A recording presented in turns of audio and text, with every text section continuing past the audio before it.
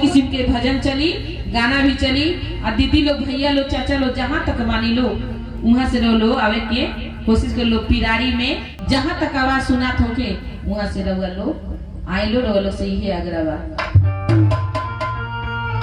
सर्वी गुरुवी सर्वी गुरुवी नमः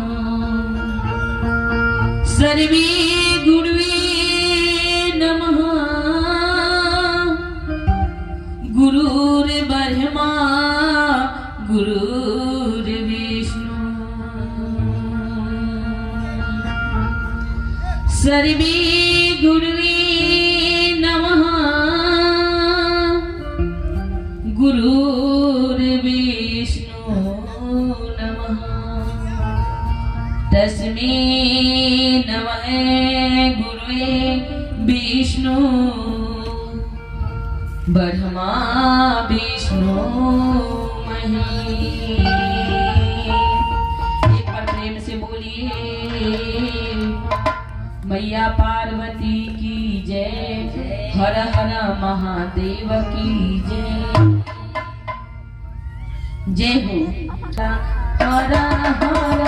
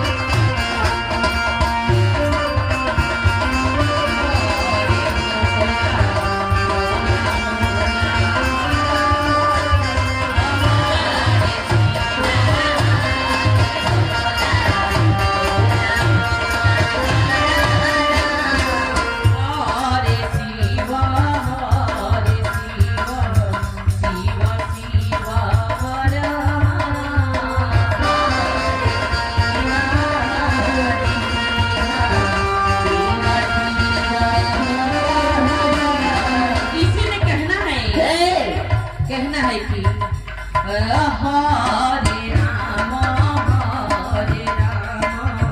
राम राम हरे हरे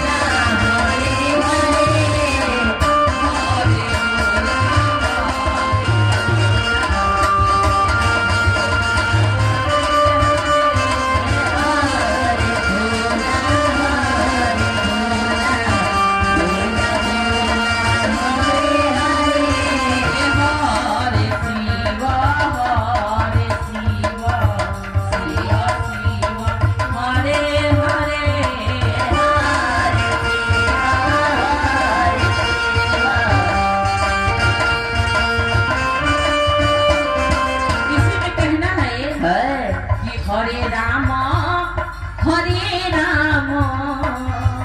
राम राम हरे